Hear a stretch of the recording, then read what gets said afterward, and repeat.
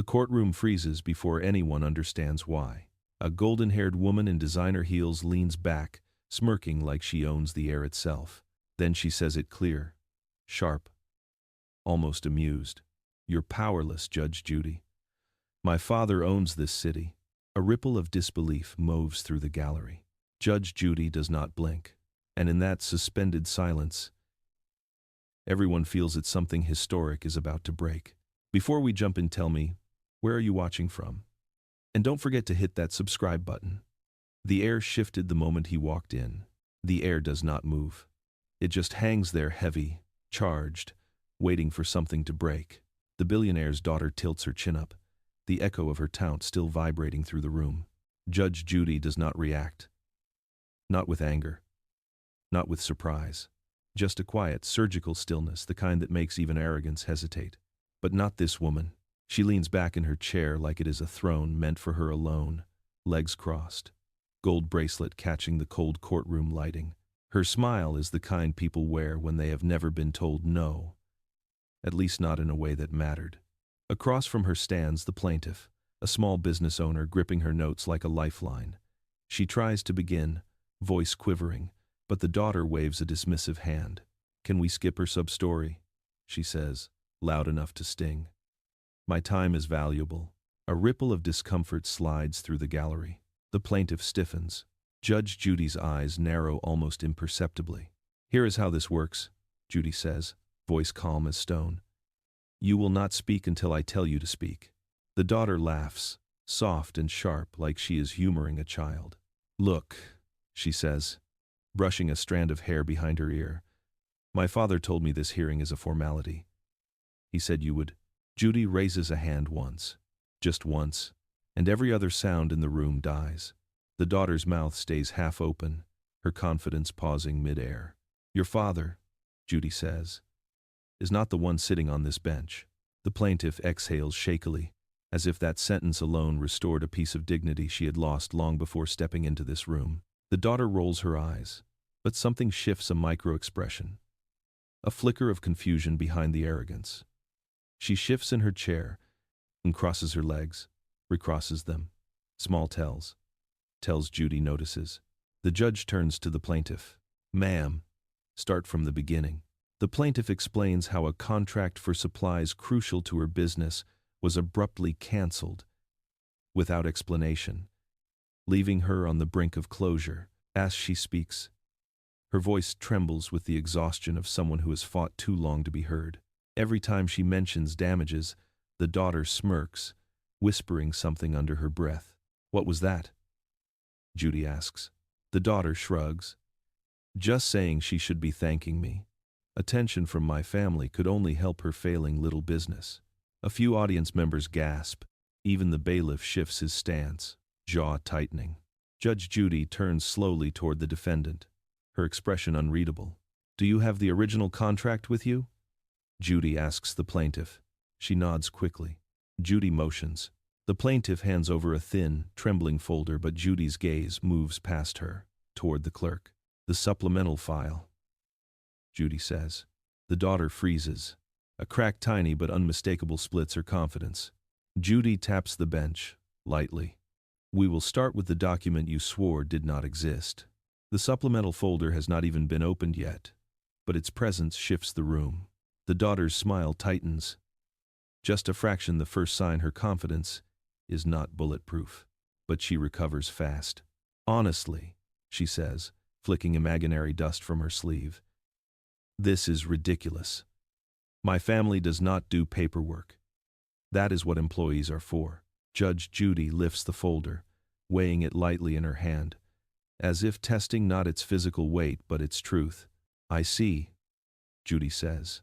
"So your signature appears on documents you have never read." "That is what assistants are for," the daughter repeats, as if saying it twice gives it legitimacy. The plaintiff watches silently, hands clasped in front of her, knuckles pale. Her breathing is steady, but her eyes reveal exhaustion, the kind you cannot fake, the kind that comes from months of being disbelieved. "Ma'am," Judy says to her, "continue." The plaintiff nods and describes how she reached out multiple times to the defendant's office for clarification, for reinstatement, for simple acknowledgement. Each attempt was met with silence, or worse, vague threats about knowing who you are dealing with. The daughter laughs again, louder this time. She makes it sound like some movie villain plot. She is exaggerating. People like her always exaggerate. People like her. Judy repeats, turning her head slowly. The daughter shrugs. Small-time business owners desperate for attention. A murmur of disapproval moves through the gallery. Even the fluorescent lights feel harsher now, like they are judging her too. Judy's voice cuts cleanly through the noise. Let us review your filing. She slides the supplemental folder aside and picks up the defendant's sworn statement, a crisp packet of pages, filled with the daughter's looping, confident handwriting. You stated. Correct, the daughter replies. You also stated that you never communicated directly with the plaintiff. Correct again. Judy turns the statement toward her, tapping a highlighted line with a single finger. And yet, she says softly, your own timeline contradicts this. The daughter blinks. What timeline? The one you wrote. Judy answers. A flicker confusion, then irritation, then something sharper beneath it. Those are estimates, the daughter says quickly. Approximations. I was not expected to remember every detail. Anyone. The daughter says that. Anyone. Anyone. The daughter says. Anyone that. Anyone one. Anyone that. The daughter says quickly. You filed it under oath, Judy reminds her. Details are not optional. The daughter shifts in her seat. A restless glide of discomfort she cannot quite hide. Furthermore, Judy continues, turning toward the plaintiff, she claims no payment was ever processed, but your records show a deposit was made. The plaintiff nods. Yes. And then it was withdrawn the next day, without explanation. The daughter waves a hand. That must have been a banking glitch. These things happen. Judy tilts her head. Convenient glitches? The daughter opens her mouth, but no words come. She closes it again. A rare moment of silence from someone who thrives on noise. Judy taps the supplemental folder once. We will see if this file agrees with your memory. The daughter's eyes flash fear, recognition. Something she cannot mask slips through. Judy opens the folder. The folder opens with a soft rustle, but the sound lands like a hammer in the room. Every eye shifts to Judge Judy's hands as she lifts the first page. The daughter sits perfectly still, but her confidence flickers at the edges. Judy's gaze moves from the page to the defendant. Before I continue, she says, is there anything you would like to clarify? The daughter scoffs, though the sound is thinner than before. There is nothing to clarify. This is all a misunderstanding caused by incompetent staff. Incompetent staff, Judy repeats, as if tasting the words. She sets the first page down and picks up the second, a contract with a bold signature at the bottom, a signature that looks very familiar. The daughter's jaw tightens. Her eyes betray something small, almost imperceptible, a twitch of recognition she tries to suppress. Judy lifts the paper so the courtroom can see. Is this your signature? A long pause. Too long. Yes, the daughter finally says, but that does not mean I read it. The gallery murmurs, a wave of disbelief rolling through the room. Judy's eyebrows rise, but only slightly. So you sign legal documents without reading them? I signed many things. The daughter snaps. People trust me too. No, Judy interrupts, calm and sharp. People trust you to tell the truth. The daughter's smile wavers, a tiny collapse at one corner. Judy turns to the plaintiff. Ma'am, please explain how this contract was delivered. The plaintiff holds her paper close, as if it steadies her. She sent it directly to me, she says. From her personal account. The daughter shakes her head quickly. No. My father's office handles all interactions. The plaintiff does not respond with words. Instead, she reaches into her binder and pulls out printed screenshots, time-stamped, unmistakable. Judy takes them, examining the dates, the email address, the matching signature block. Interesting, Judy murmurs. Your sworn statement says you never communicated with the plaintiff. The daughter's face tightens. I did not. Those messages must have been automated. Judy looks up sharply. Automated signatures that match your handwriting? The daughter blinks, losing her grip on the lie faster than she can replace it. Even the bailiff tilts his head, watching her unravel inch by inch. Judy places the screenshots aside and lifts a thin, sealed envelope that had been tucked in the back of the folder, something neither party noticed until now. The daughter's posture shifts instantly. The golden armor she wore in her smile, her tone, her posture begins to fracture. What is that? She demands. Judy studies her reaction before answering. A supplemental addendum, she says slowly. Filed by your office 2 weeks before the dispute. I never sent that. Judy taps the envelope, her voice low, deliberate. Then you will not mind if we examine it. A hush falls across the courtroom. Thick and electric. The daughter's breath catches a barely audible hitch. Judy begins to break the seal. The seal breaks with a soft tear, but the daughter reacts as if Judy had cracked open a vault she was never meant to see inside. Her eyes widen, then narrow, then widen again, unable to decide which emotion to commit to. The golden confidence that had carried her through the morning flickers like a dying candle. Judy slides the document out with deliberate calm. A single page, crisp, uncreased, official. Let us read this together, Judy says, her voice carrying the stillness of a scalpel. The daughter leans forward without meaning to, drawn by panic more than curiosity. Judy begins reading aloud. Amendment to agreement. Signed by the defendant, authorizing delayed payment until further instruction. The plaintiff sucks in a breath, a small, wounded sound that slices through the air. The daughter's hands grip the edge of her podium. That is forged, she announces too quickly. I never authorized anything like that. Judy lifts her gaze, eyes sharp as glass. It carries your signature. No, the daughter snaps. Someone copied it. People do that. Everyone wants something from me. Judy lays the page flat. Your father's office submitted this. The forwarding address matches your private suite. The daughter's throat tightens visibly. He must have done that. He sometimes signs my name when? Judy asks, stepping closer with only her voice. The daughter swallows. The gallery leans in, sensing her armor cracking one breath at a time. When he wants something handled, she mutters. Judy's eyebrow lifts. So your father signed your name on a legally binding document? The daughter hesitates, the longest hesitation she has shown all day. It is possible, she whispers. Judy turns the page around and points at the signature line. Then explain why the handwriting matches the signature on your driver's license. The daughter stops breathing. A low ripple moves through the audience. Disbelief, recognition, the slow realization that the story she has been telling is falling apart. Judy reaches for another sheet, a comparison copy. Side by side, the signatures are identical.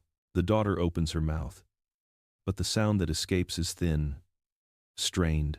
I do not remember signing that. That, Judy says, is not the statement you made earlier. The daughter's jaw clenches. Her fingertips tremble. The sharpness in her smile dissolves into something rawer, smaller. Judy speaks again, voice steady and cold. You swore under oath that no such document existed. I thought. The daughter begins. No, Judy cuts in. You knew. The room holds its breath. Then Judy delivers it, the moment that shatters the illusion. This document predates the dispute by 3 months, which means you lied in your filing. And again, in this courtroom. The daughter's face drains of color. Twist numeral uno lands like a gavel to the spine. The gallery erupts in whispers.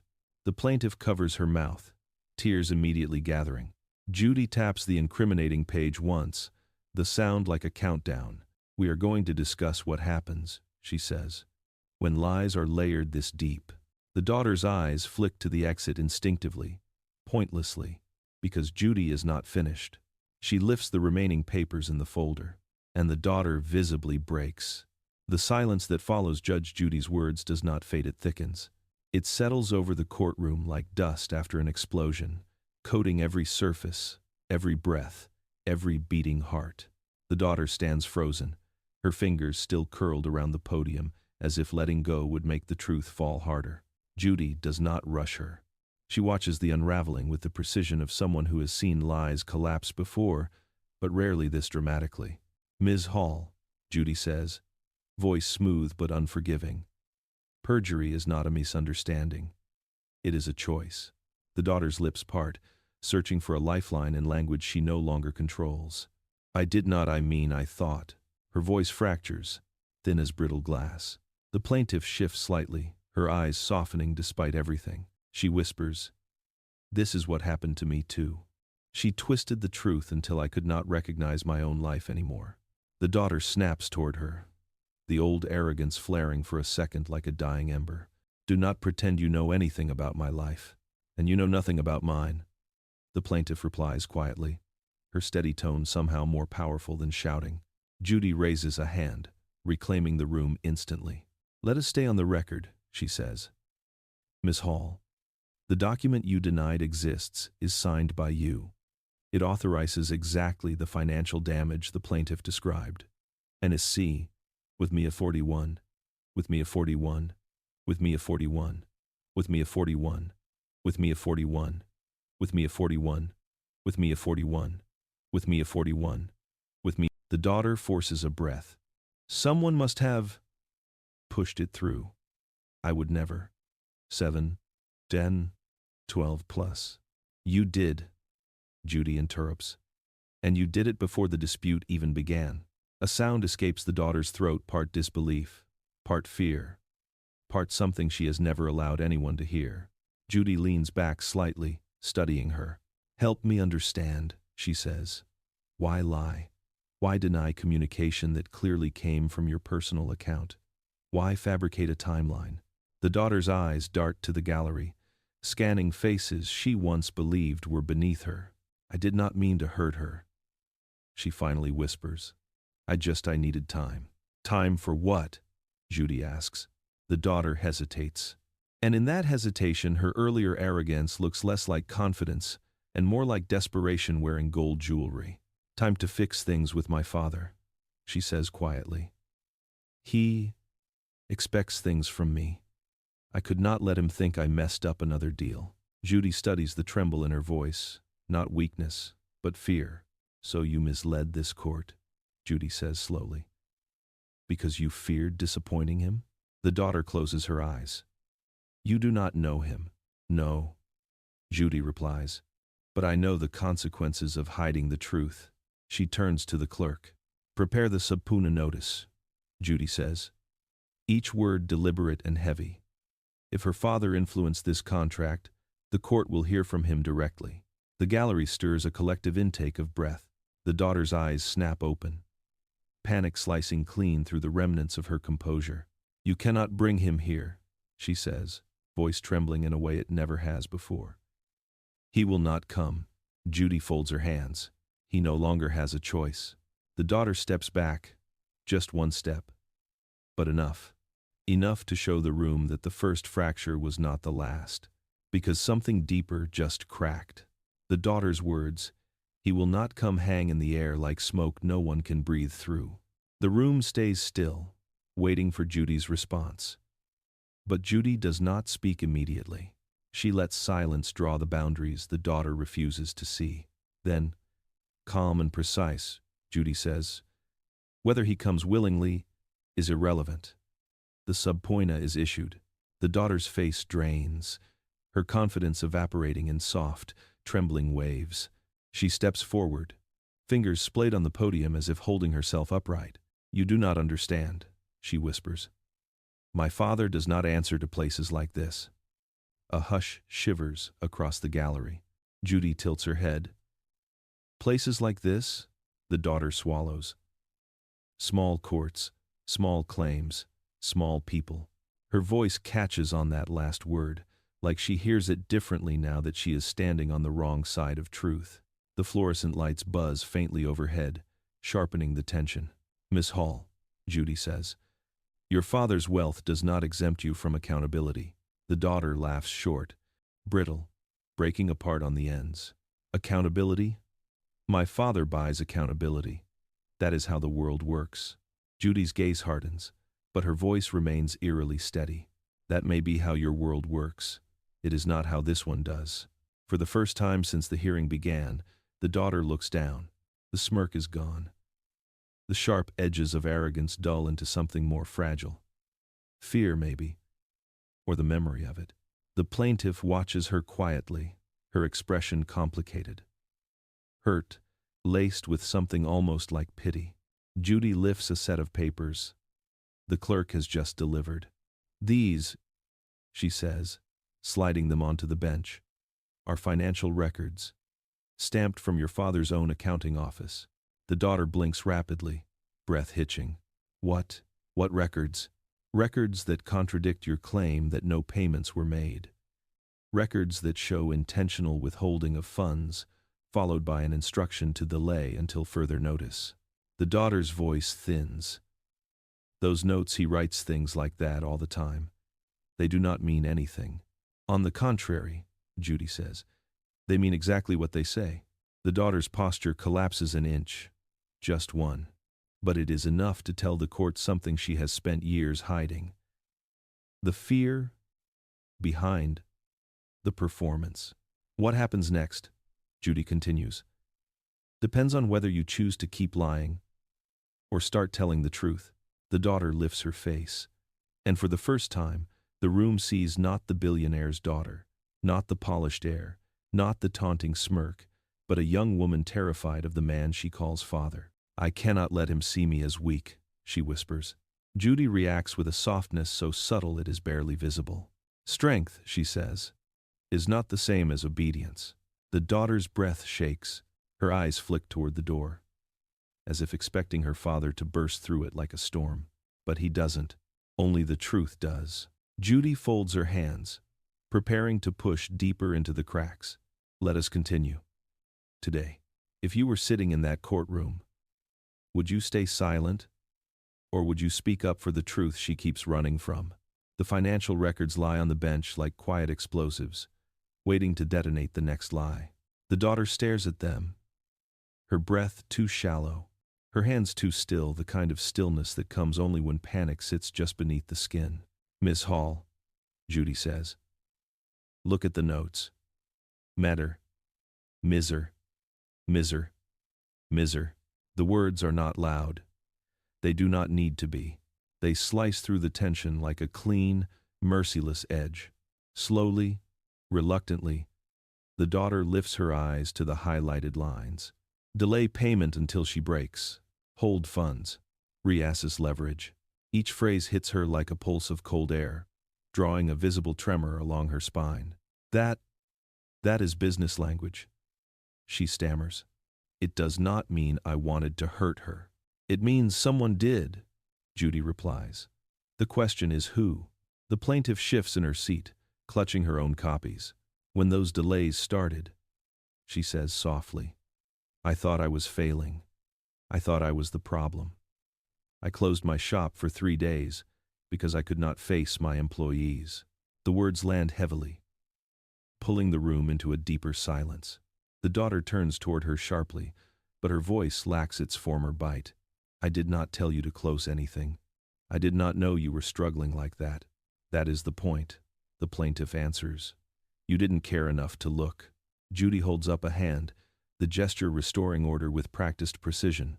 Miss Hall, she says, the financial records show deliberate withholding, but whether those instructions came from you or someone else, that is what we are determining.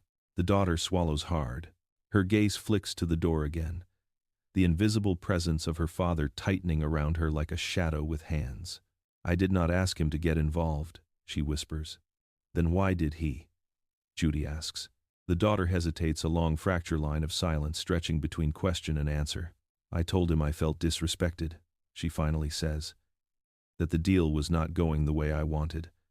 I thought he would advise me, not take over. And when he did take over, you let him, Judy says. The daughter's cheeks redden, shame rising like heat. I did not know what he was doing behind the scenes. But you knew enough to lie about the contract, Judy counterbalances, and enough to hide communication. The daughter inhales sharply, her chest lifting as if bracing for impact. Judy slides one more document across the bench. A simple line item. Date stamped. Indisputable.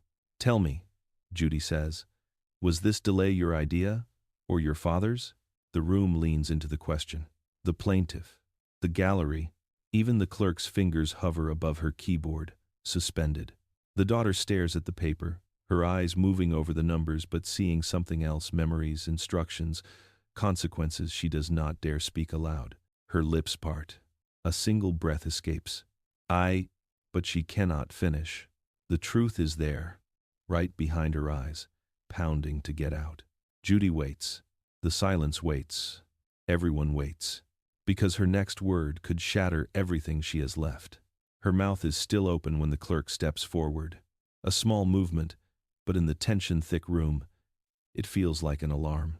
The daughter turns, startled, the unfinished word dying on her tongue. Even Judy shifts slightly, sensing something new entering the space.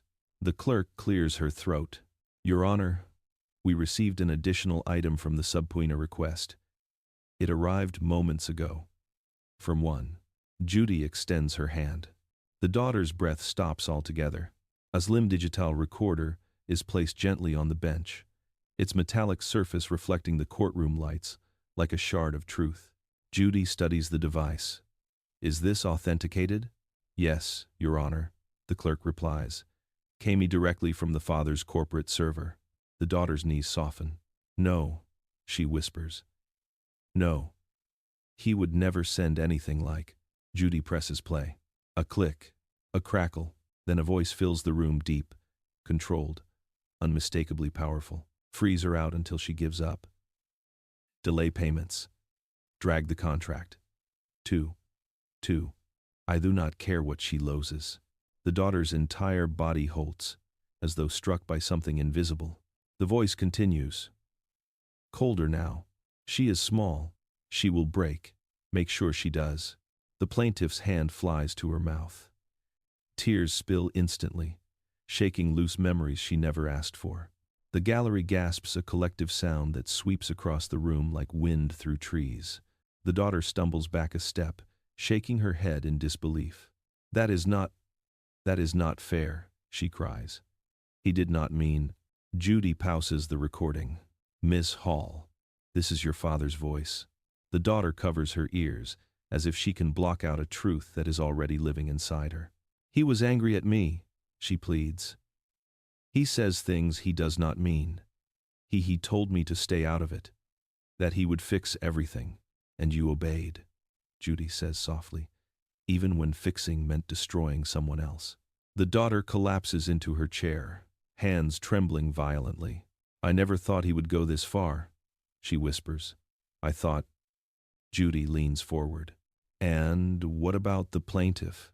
Who protected her? The daughter cannot answer. Her mouth opens, but only the tremor of breath escapes. Then Judy presses play again. The final line of the recording cuts through the courtroom like a blade. If the woman still fights back, increase pressure. Silence. Heavy, bruising, unavoidable. The daughter bows her head, her golden armor shattering completely. The courtroom watches as the truth rearranges itself around her.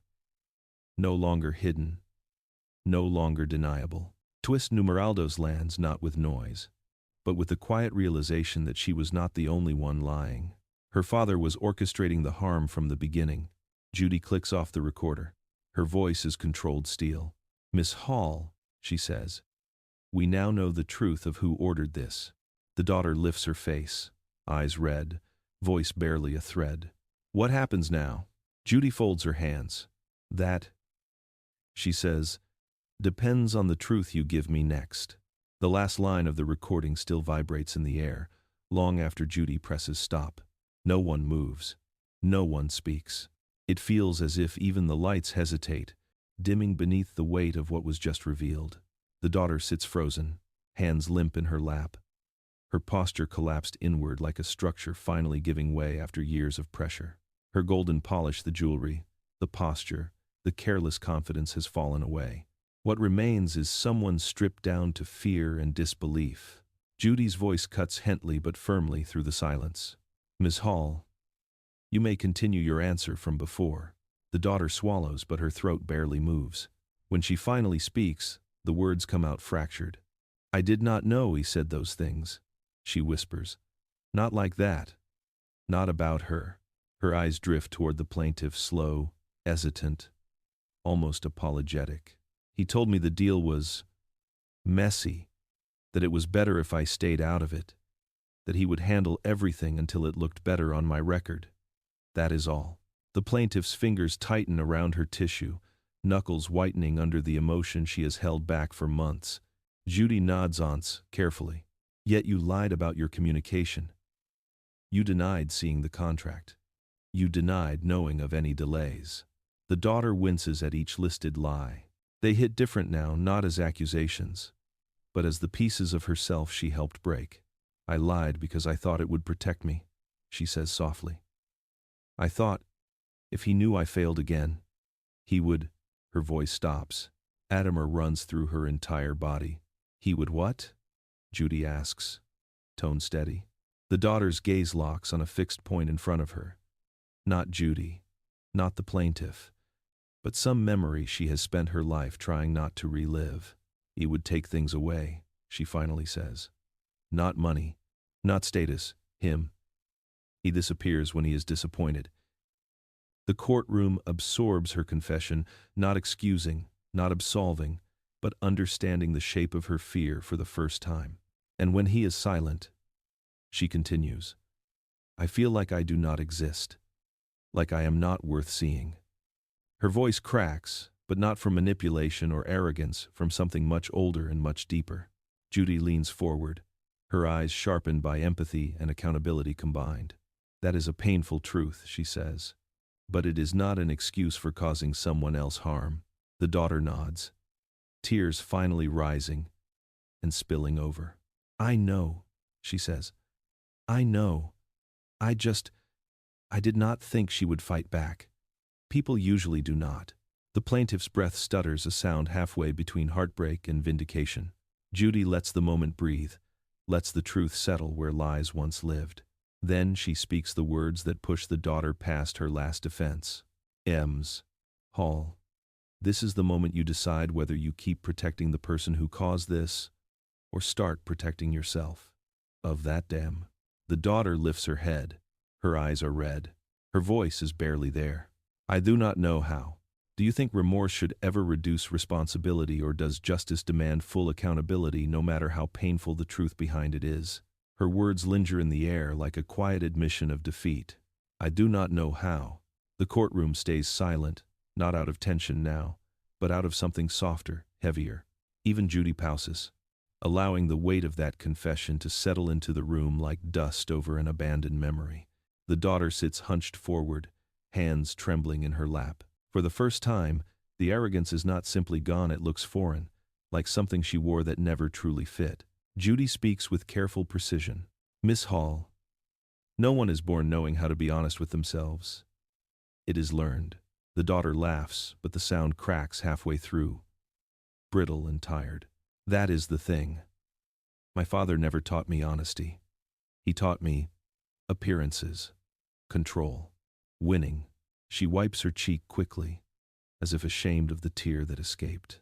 And you learned them well, Judy replies, not unkindly. But the world beyond his reach does not work on fear. It works on truth. The plaintiff watches her conflict, flickering in her expression. Anger still lives there, but something else has joined it. The quiet ache of seeing humanity inside the person who caused her so much harm. The daughter shakes her head slowly. I kept smiling because that is what he told me to do. Never let them see you unsure. Never look weak. You are a Hall, act like it. Every quote comes out softer, smaller, as if speaking them aloud drains their power. Miss Hall, Judy says, what did you think would happen if you admitted fault? The daughter hesitates, then answers with brutal honesty. He would remind me that everything I have is because of him, and he would take it away until I earned it back. A sharp breath pulls through the gallery, shock, pity, disbelief. The plaintiff lowers her eyes, absorbing a truth she had never imagined. Judy leans slightly forward. Is that why you lied? To keep his approval? The daughter nods. A slow, painful motion. I thought if I handled the deal well, or at least made it look like I had, he would finally be proud of me. Just once. He is never proud. Not really. Not in ways that count. That last sentence lands with staggering emotional force. It is not loud. It does not need to be. Her voice empties into the room like the truth she has never spoken aloud. And when things started falling apart, I panicked. I told myself this woman would not fight me. Everyone else backs down. She looks at the plaintiff again, but this time her gaze is unshielded. I did not expect you to stand up. I did not think you could. The plaintiff breathes in shakily a sound between hurt and vindication. Judy lets the silence gather one more time before breaking it gently. This is the consequence of choosing fear over truth, she says. But you are not the only one who shaped this harm. There is more beneath your actions, something you have not told this court yet. The daughter stiffens. Her eyes flinch away from Judy's. Her breath shortens. There is nothing else, she whispers. Judy tilts her head, reading her, like an open page. Then why, she asks softly, do you look like someone who has been holding the real truth for years? The daughter's face collapses, and the courtroom braces. For a long moment, the daughter does not breathe. Her lips tremble, her fingers squeeze into her palms, and her entire posture folds inward as if she is trying to disappear into herself. The courtroom holds its silence carefully, gently the way one holds silence for someone standing at the edge of a personal cliff. Judy does not push. She waits. The patience is intentional, surgical, and impossibly kind. Finally, the daughter exhales a small, broken sound that seems to drain years of resistance out of her. I have not told the truth, she whispers. Not the real truth. Judy's eyes sharpen but soften all at once. Then tell it now. The daughter closes her eyes, and when she opens them again, something inside her has cracked wide open. It was not just about the deal, she begins. It was not about reputation or pride or wanting to win. Her voice thins, stretching across the courtroom like a fragile thread. It was about survival. A ripple of confusion moves through the gallery. Even the plaintiff leans forward, unable to reconcile those words with the woman who once mocked her. The daughter continues, voice unsteady. My father did not just tell me to never look weak. He punished me for it. Not with yelling or violence. With silence. Disappearance. He knows I break when he disappears. Her breath wavers, trembling through the confession she has carried like a stone lodged beneath her ribs. When I was 19, she says, I messed up one of his charity events. A sponsor pulled out. He did not speak to me for 6 months. Not once. Not a call. Not a text. Not anything. The courtroom is still. Too still. I begged him. I apologized. I sent letters. Flowers. I tried everything. And he ignored all of it. I felt like I had stopped existing. Like I was a burden he wished had never happened. A tear slips free, not a theatrical one, but a tear of memory, of old wounds finally surfacing. So when this deal started going wrong, she says softly, I knew what was coming. He always finds out. He always punishes failure with absence. I could not live through that again. The plaintiff's eyes shine now not with forgiveness, not with understanding, but with the ache of realizing the harm done came from a place more damaged than she imagined. Judy's voice lowers, almost a whisper. So you thought you could hide the truth from him? I thought I could hide from disappearing, the daughter replies. I thought if I lied, if I pretended everything was under control, he would not abandon me. Her voice breaks. I did not sabotage her because I hated her. I sabotaged her because I was terrified of being invisible again. Silence spreads across the room like a blanket heavy, human, unignorable. Twist number altris settles into place. Not a twist of evidence, but a twist of heart, of motive, of painful truth. She did wrong not out of cruelty alone, but out of a lifelong fear of not being loved at all. Judy inhales slowly, absorbing the weight of the revelation. "Miss Hall," she says, voice thick with gravity, "you finally told the truth, but it changes everything and nothing at the same time." The daughter looks up, wounded and waiting. "Because now," Judy says, "we must face what that truth means." The daughter's confession hangs in the air like a bell still vibrating long after it's struck. No one moves at first.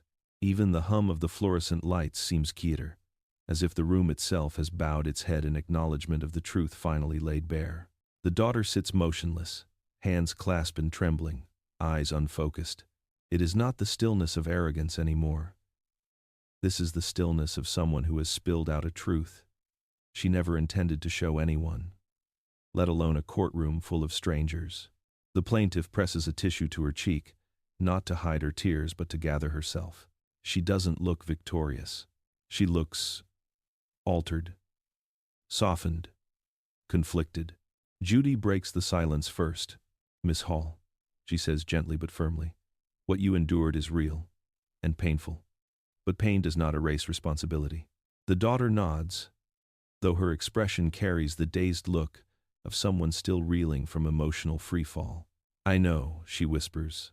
I did not think anyone would ever understand why I acted the way I did." The plaintiff exhales, her voice quiet but steady. "I didn't know about your father. But your fear doesn't erase what happened to me. I almost lost everything.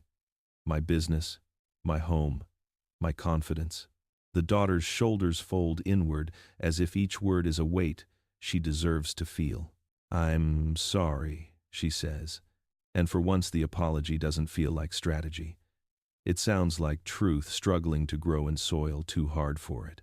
The courtroom absorbs the sound, the mood shifting from outrage to something more layered. Grief, hurt, humanity. Judy's gaze moves between them, her eyes sharp but not unkind. "This is the complexity of justice," she says. "Two truths can sit beside each other. Yours does not cancel hers." The daughter wipes her cheeks. "I never wanted to hurt her. And yet," Judy says, "you made her disappear from her own life, from her own sense of stability. That is the harm we are addressing now." The plaintiff takes a deeper breath. "When my shop shut down temporarily," she admits, "I felt invisible too, like the world didn't care if I vanished." She hesitates, then adds, "I don't want revenge. I just want acknowledgement of what you cost me." The daughter's lips tremble. "You deserve that," she says. "And more. Everyone. For more where there was a now. If you have to be presented." Judy watches the exchange with a measured stillness, an anchor amid the emotional tide rolling through the room. "Both of your stories matter," she says. "But this court must now weigh impact over intention." She gathers the documents before her, stacking them into a deliberate, looming order. "We will proceed to final statements," she announces, tone shifting toward the inevitable reckoning. The daughter sits straighter, bracing. The plaintiff exhales through trembling resolve. The gallery leans in, but Judy pauses, one hand lingering on the file as if sensing the room needs one more breath before the dissent continues. "Understand," she says quietly. "This next phase will decide more than a verdict. It will decide the truth you each carry out of this room." The daughter nods slowly, still shaking. The plaintiff sets her jaw, ready. Judy opens the file. The file on Judge Judy's bench looks impossibly small for the weight it carries. The daughter watches it as if it might open itself and devour her. The plaintiff watches it as if it contains the last remnants of her stability. Judy lifts the top sheet. "Ms. Hall," she says, tone even but edged with consequence, "you will have the opportunity to make a final statement before I deliberate." The daughter stands slowly. Her knees shake. But this time she doesn't try to hide it. She no longer performs strength, she simply tries to find it. When she begins speaking, her voice is soft, stripped down, raw. "I was raised to believe weakness was the worst thing you could show," she says. "So when I made a mistake, instead of fixing it, I hid it. When things spiraled, I let my father take control because that was what I was taught, that he fixes things, that his power protects us. Known. Ask Khan. When I have gone. Where? Known. Her chin trembles. But his protection always came with a price. Obedience. Silence. Lies. The gallery remains utterly still. And when this case started turning into a disaster, she continues, I was terrified of what he'd say. Or worse, what he wouldn't say. I didn't want him to punish me again. So I lied. I misled this court. I hurt someone who never deserved it. She turns to the plaintiff not with pity, not with entitlement, but with a painful honesty she has never used in her life. I took something from you, she says. Not just money. I took months of your life. I made you question your worth. I made you feel powerless, because that's how I felt inside. Every day. Her breath hitches, but she doesn't break. I am sorry, she says, her voice steadying into something fragile but real. I know sorry doesn't fix what I did, but it is the truth I should have told from the beginning. The plaintiff stands slowly when Judy gestures for her turn. She takes a moment not to find anger, but to steady her voice. When this happened, the plaintiff says, I thought the universe was telling me I wasn't meant to succeed. I lost sleep. I lost customers. I lost confidence. And every time I reached out for help, someone like your father shut a door in my face. Her voice cracks, but with strength, not weakness. But hearing you today, I see something I didn't expect to see. A person behind the cruelty. And I do believe you're sorry. But being sorry isn't the same as being accountable. The daughter nods, absorbing each word like truth she owes. I want justice, the plaintiff continues, not revenge. I want my losses acknowledged. I want my dignity restored. And I want her to understand that someone like me matters. A quiet ripple moves through the gallery, a hum of shared humanity. Judy folds her hands, her expression both grave and resolute. Miss Hall, she says, your apology is noted. But accountability requires more than words. The daughter steels herself, tears trembling but held. I understand, she whispers. Whatever the consequences are, I'm ready. I'm ready. What? I'm ready. I'm ready. Judy closes the file with deliberate calm, a sound that echoes like the drawing of a final breath before judgment. Then, she says, we move to the final reckoning. The courtroom feels smaller now, as if the walls themselves have leaned in to hear the end of a story none of them expected to witness. Judge Judy straightens the papers before her, not out of necessity, but with the deliberate ritual of someone preparing to deliver a truth that will land hard on every heart in the room. Her gaze lands on the daughter first. Miss Hall, Judy begins, her voice calm but weighted. This case has never been only about a contract. It has been about power, how you used it, and how it used you.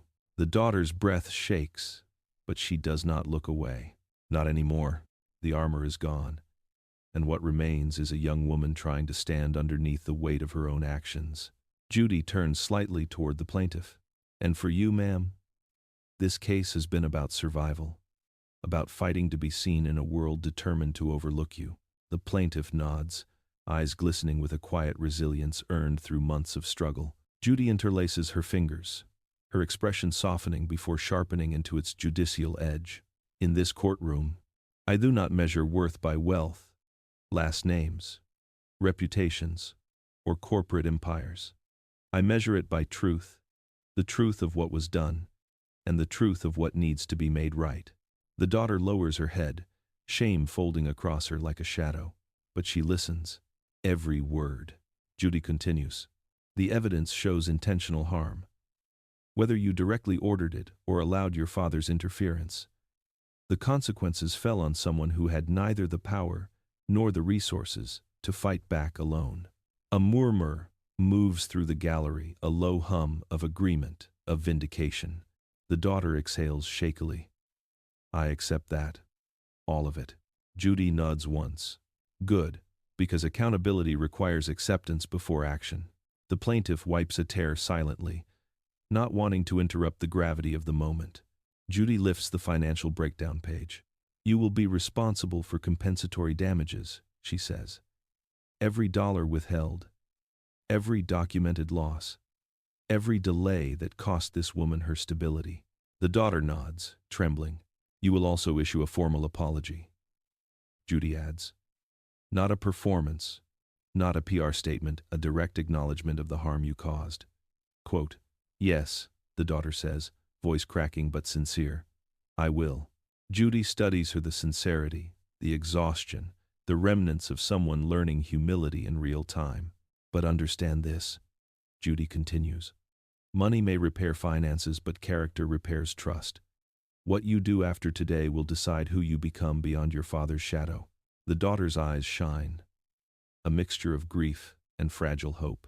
Judy takes a slow breath, straightening the final document, the one that will seal her ruling. "This court is ready," she says, "to deliver judgment." The gallery leans forward. The plaintiff closes her eyes. The daughter braces, barely breathing.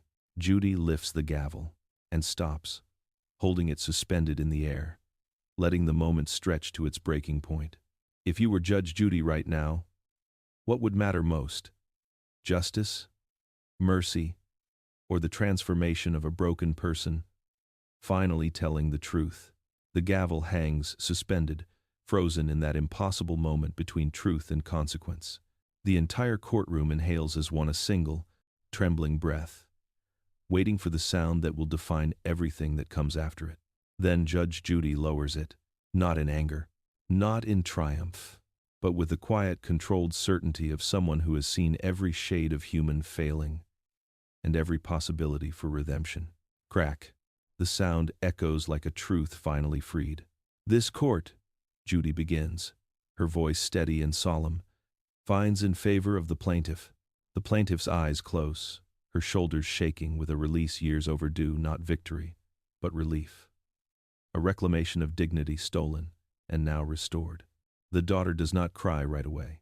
She stands there, breathing through the verdict as if she expected worse, and yet still feels every syllable like a hand pressed against a bruise. Judy continues, "Miss Hall, you are responsible for full compensatory damages, every measurable loss your actions and your father's interference inflicted on this woman." The daughter nods, slow and trembling. "But this verdict," Judy adds, "is not only financial." Silence spreads again, thick as velvet. "This courtroom cannot erase what you endured under your father's control," Judy says. "But it also cannot excuse what you did in response. Accountability is not cruelty. It is the beginning of choosing a life shaped by your own integrity, not his shadow." The daughter swallows, tears finally spilling down her cheeks. For once, she doesn't wipe them away. She lets them fall, as if each one is a piece of the person she used to be sliding off her shoulders. Judy shifts her attention to the plaintiff. "You fought for your business, for your livelihood, for the truth," she says. "Today, that fight is recognized publicly, decisively, and permanently." The plaintiff nods, her breath catching. Gratitude fills her face, but so does a deeper emotion, the quiet triumph of someone who refused to be erased. "And as for you, Miss Hall," Judy says, turning back to the daughter, "this ruling comes with one final directive." The daughter braces, expectant, fearful. "You are to write a full apology," Judy says, "not as a formality, but as an act of acknowledgement for the harm done, for the lies told, and for the strength it takes to admit both." The daughter nods again, more firmly this time. "I will," she whispers. "I want to." Judy studies her, and for a brief, flickering moment, something like compassion softens the judge's eyes. "This courtroom," she says, "cannot repair every wound. But today, it has drawn a line between who you were and who you now have the chance to become." The daughter's breath breaks, not from fear now, but from something like hope finding its first shape. "And let this be remembered," Judy concludes, Power without integrity collapses, but truth, even painful truth, has the strength to rebuild what arrogance destroys. She taps the gavel once more. A sound, not just of finality, but of transformation.